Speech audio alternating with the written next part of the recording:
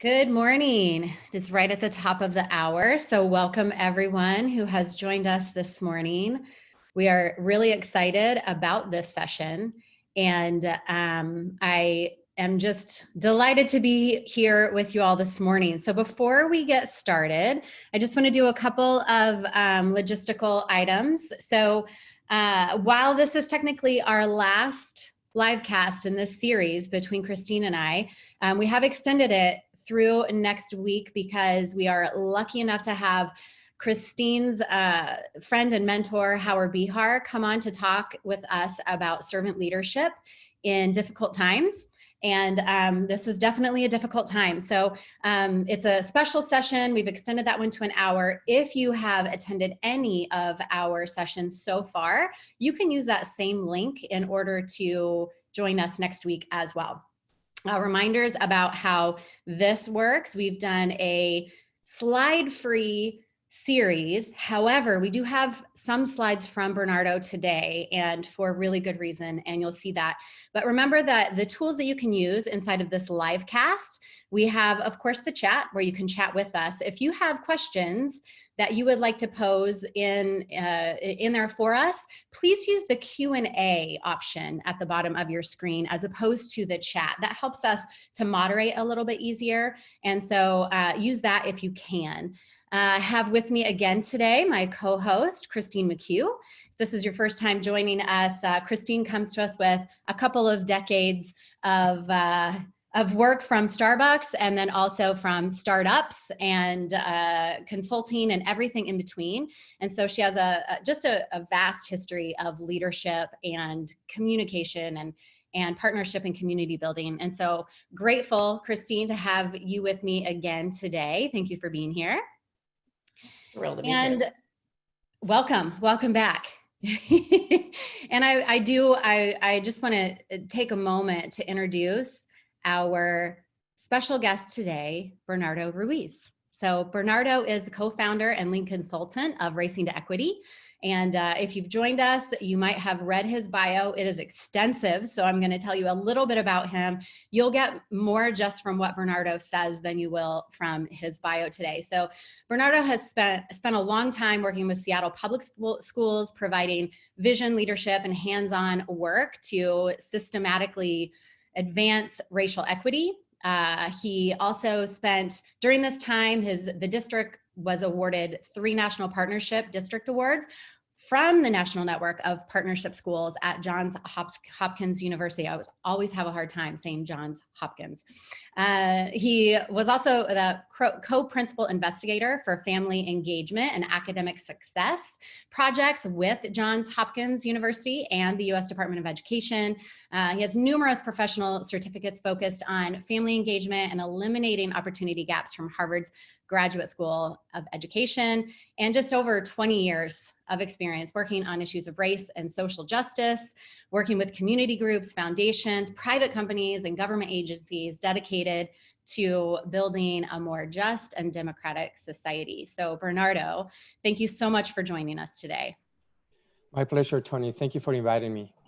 Absolutely. And you know, before I let Bernardo actually take us through a grounding exercise and lead us through this discussion, one of the questions that has come up in advance from a few people is why during this time I didn't invite a Black woman or man into this conversation to speak with us. And so I wanted to address that right up front so we can get into what we're here to talk about, which is racial justice and racial equity and what our part is in moving this forward. So a couple of months ago, Duro and myself particularly started engaging with Bernardo and the fine people at Racing to Equity to talk about Duro's own internal work around creating equitable environments of belonging and really making sure we are doing a great job inside of Duro. And so we're having this conversation anyway. We're engaging with Bernardo on developing leadership capacity and implementing institutional change strategies. We would be having this conversation, and we wanted to invite you into the conversation as well, so we can all learn together. So with that, in future programming, we're going to continue to have this conversation. This was just the first of many, and we'll be inviting in a lot of diverse voices and Black and brown people to help us have this conversation as well, and to make sure that we're all doing our part to move it forward. So at that, Bernardo, let's take it away. Thank you, Toni. Buenos dias, everyone. Good morning. It is my pleasure to be here today. And every time that we engage in conversations around racial equity and social justice, we always ground ourselves in our being, in our leadership of self, in our mindful leadership, so we can manifest the things we want to manifest in the world. So if you are comfortable with it, please put your feet flat on the ground, gently put your right hand on top of your heart, your left hand on top of your belly, and close your eyes. And please take 3 gentle, deep breaths.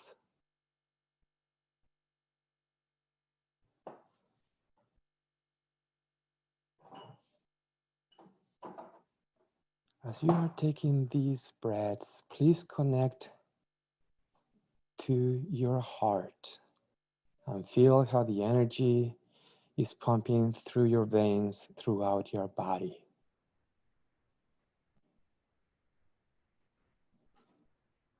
And please be aware of the life-giving oxygen that is touching every cell in your body and is keeping you alive right now.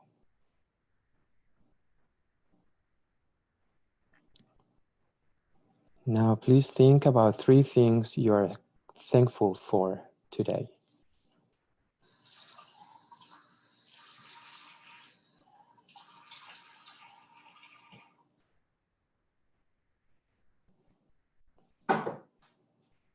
Please think about 2 things you want to manifest as a result of our time together in community today.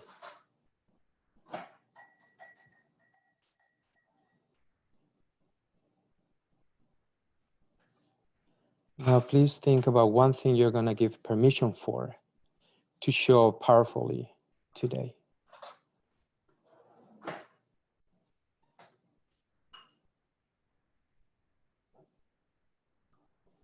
Please take 3 gentle, deep breaths.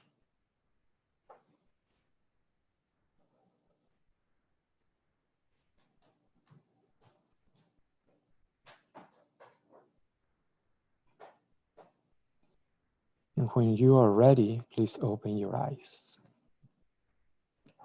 Thank you. Thank you, Bernardo. That was wonderful. My pleasure. We also always start by acknowledging the land we're on.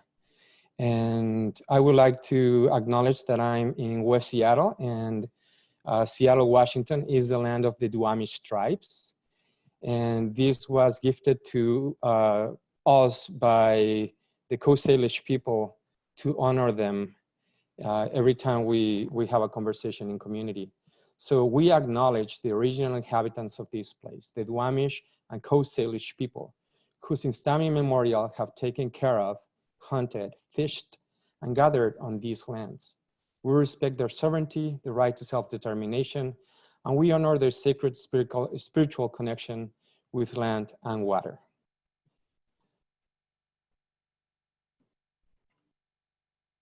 Hold on, what is this? I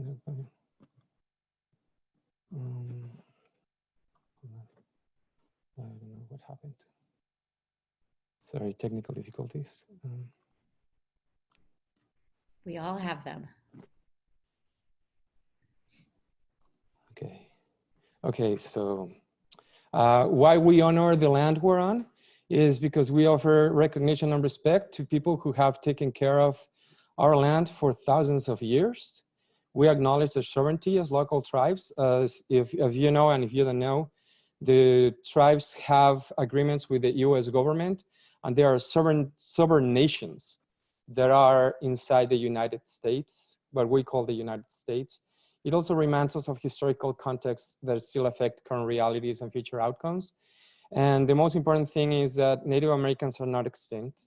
We have Native Americans in our communities, and they have lived in North America since time immemorial. Now, I want to introduce a term to you that was coined by Dr. Nolan Cabrera at the University of Arizona. That is a term that is called white immunity. And he came up with the term because people had been using white privilege since Peggy McIntosh created or coined the term in her really worldwide famous essay, The Invisible Knapsack. And what has happened since then is that we have evolved in terms of really looking at racial equity in a way that centers the work in systemic racism rather than individual acts of bigotry. What happened with white privilege is that the first picture that comes into our mind is of blonde people in a yacht with their polo shirts with the collar up, with their sweatshirt tied in their shoulders, enjoying a glass of wine. But at the same time, we paint a picture of my family has really struggled and I had to work extremely hard for everything that I have achieved in my life.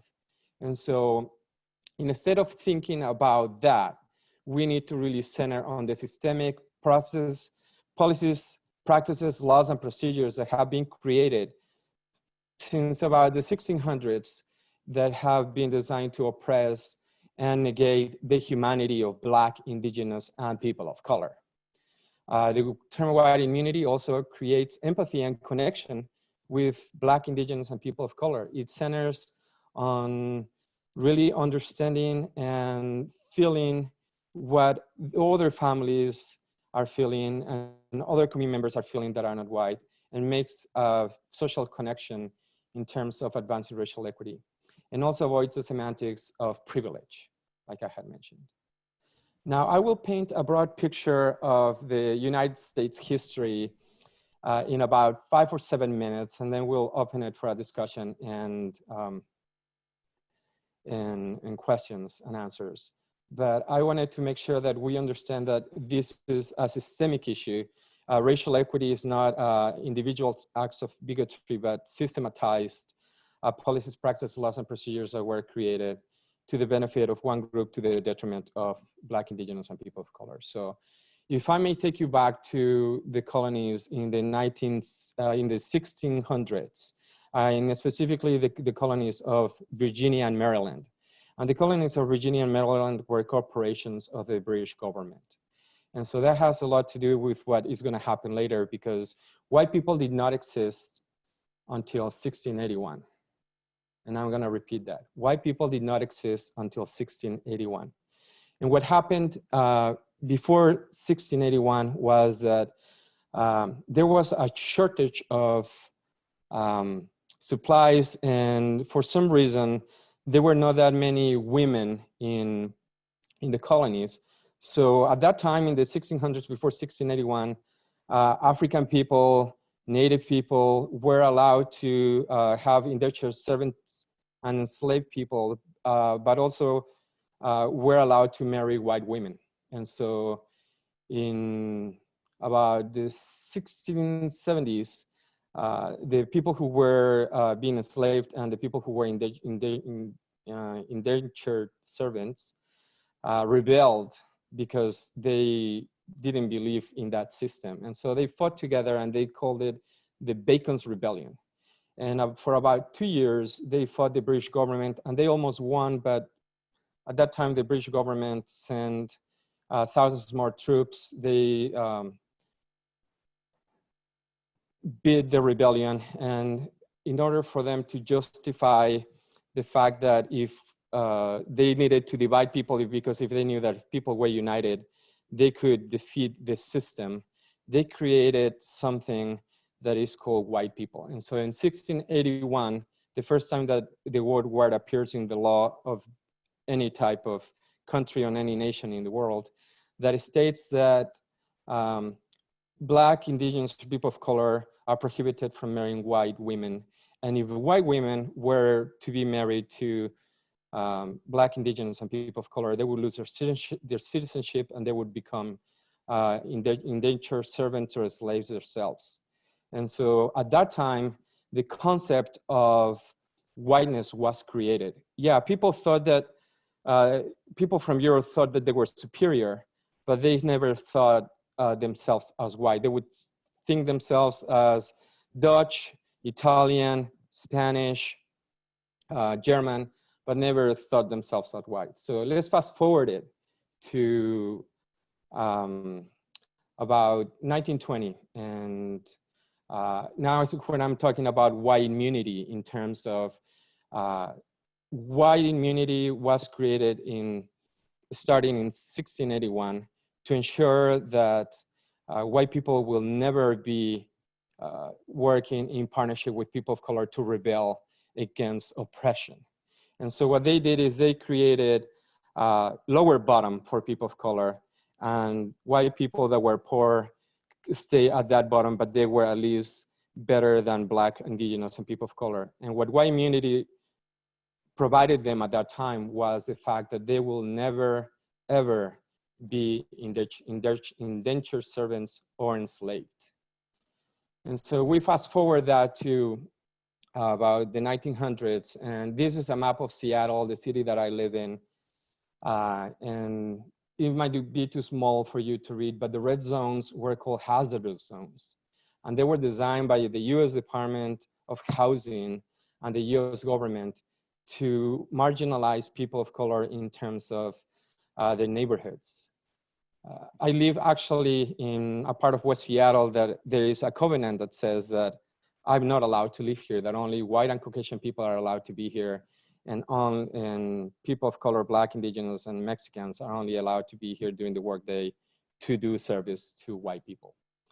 And so white immunity provided a huge amount of wealth for white people because of what happened in the 1940s when we started investing in the GI Bill, which was the creation of white middle class. And so in neighborhoods that were not red zoned, the equity in the homes increased tenfold.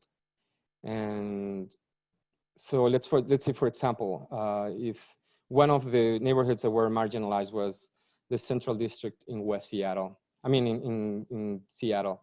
And let's say a Black person was not allowed to buy a house in Ballard, can only buy a house in the Central District. Well, at that time, the value for the Ballard home increased, let's say $400,000, whereas the value on the Central District, not now, but before, only increased by $20,000. So those $400,000 in equity provided a safety net for people to either send their kids to college or to make investments to advance their career, or if they got into trouble financially, they could refinance their home and still be okay. And another thing that was also white immunity is that when white people doing the individual acts of terrorism, like Timothy McVeigh, or like the shooter in Las Vegas, the US government does not say, hey, we're gonna do a registry for all white people, we're gonna put them in camps, we're gonna make sure that they don't create this. And what happened to our Japanese siblings in this country during World War II, we put them in concentration camps. They didn't have anything to do with supporting the war for Japan, Germany, and Italy. They were US citizens that have been here for generations. They own businesses. They were our neighbors, and we put them in concentration camps. That would never ever happen to white people. So that's called white immunity. We also, another example of white immunity is what happened in Standing Rock. If you remember what has been happening in Standing Rock is there is an oil pipeline that is going through the most sacred land for Native American people who live there. They had buried their warriors there. They had buried their leaders there. Also, that pipeline has been leaking forever, so it's also polluting the land and creating deaths in that community. So just think about this. So we are decimating the sacred land and the cemetery of Native Americans where they buried their warriors, right? That would never happen to the Arlington Cemetery. And so, I mean, just think about it. Would that ever happen? That would never happen to that. So that's called white immunity. Also, we're talking about caging kids and families and separation and dehumanizing them, right? And that's why we, in the US, some people call them illegals, and I hate that term, but I'm mentioning it right now because that's a way to dehumanize people, to other them. This will never happen to white people.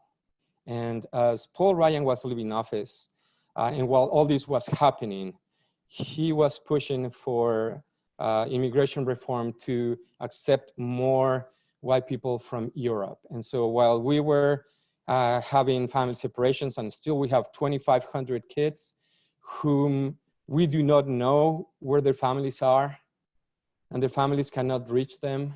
And so I don't know what there is not an outrage and national marches against doing this kind of thing. So, and the last thing that I wanted to mention is like, what can we do, right? We always ask like, what can we do? And this is not a cooking recipe, but it provides you with some tangible things that you can do. And this was created by Muriel Cassandra Harper.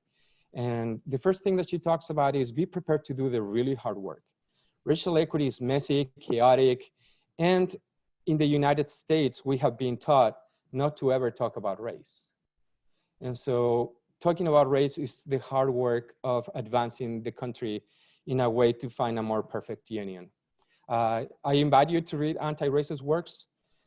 There are many books that you can read to give you many strategies on how to advance racial equity. We have the So You Want to Talk About Race from Ijeoma Oluo.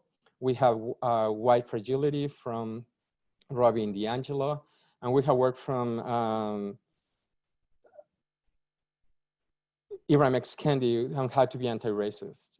Another thing that you can do is donate and support initiatives that advance racial equity and social justice. So when you're looking at your charitable donations, please make sure that you investigate the organizations that you are donating to and ensure that part of their mission and vision and values is advancing racial equity and social justice. The other thing that is super important is do not center this narrative on yourself. I can tell you that I have had literally thousands of conversations with white siblings in this country and in other countries, and everything is about them. So when we're talking about something that happened and some repression that needs to happen, it always goes back to center on themselves. So not centering yourself is a good thing. Keep supporting this work after the protests end. So now it's fashionable to be having a sign on Black Lives Matter and stuff like that. But what is really important is to vote for things and for people who are equity minded and advance equitable policies, practices, laws, and procedures. Shop at Black and people of color owned businesses and start creating your long-term strategy to advance equity and social justice. Thank you, Bernardo. I think, you know, one of the things that has been really powerful for me is, you know, I grew up in what I now can see as a very sheltered life.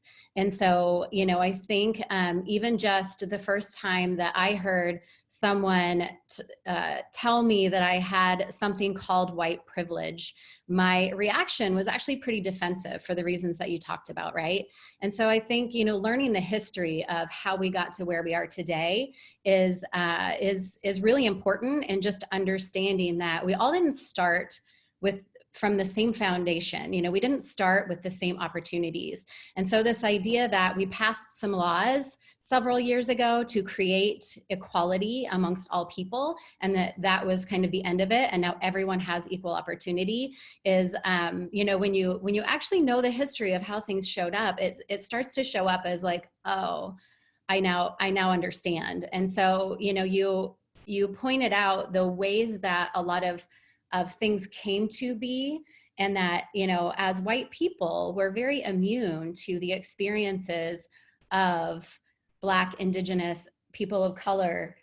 Their lived experiences are different than ours. And when you grow up in this little bit of shelter and you don't see it in your immediate environment, you don't understand that it's different. And so can you talk to us a little bit about how systemic racism shows up right in front of us in ways that we don't necessarily see?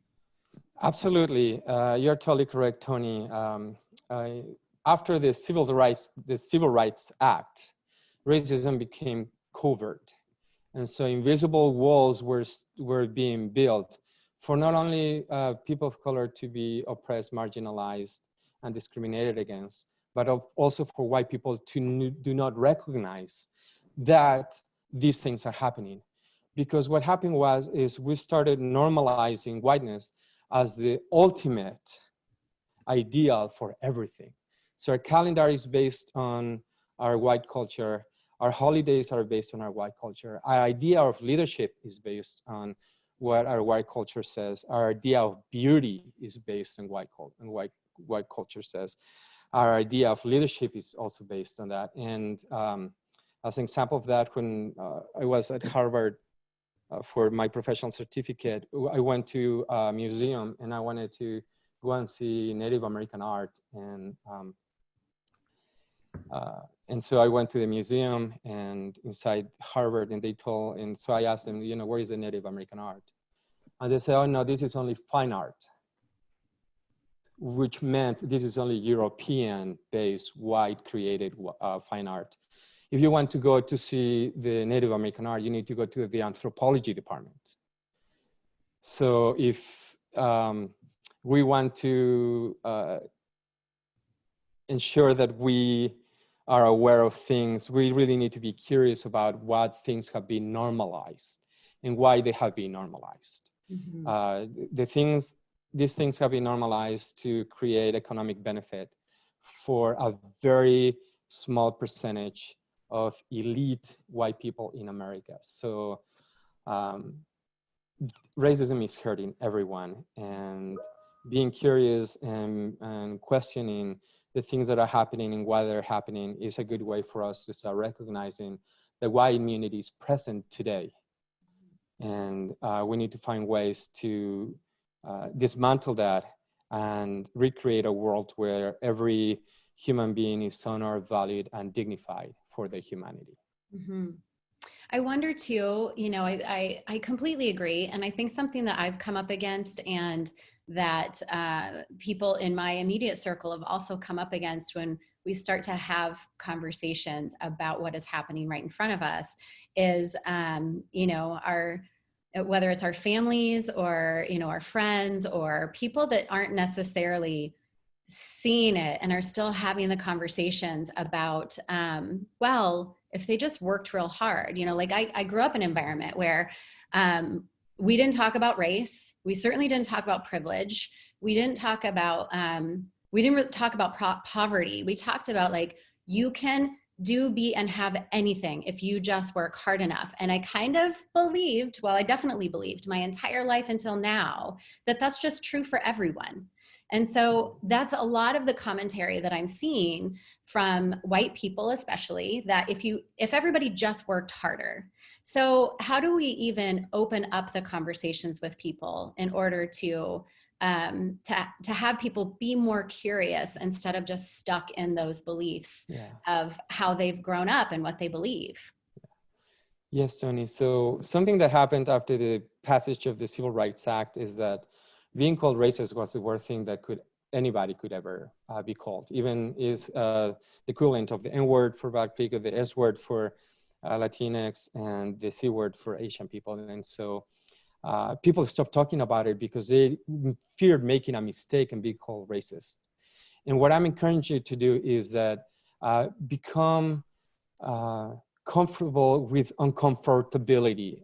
And we will make mistakes. I've been doing this work for 2 decades and I make mistakes.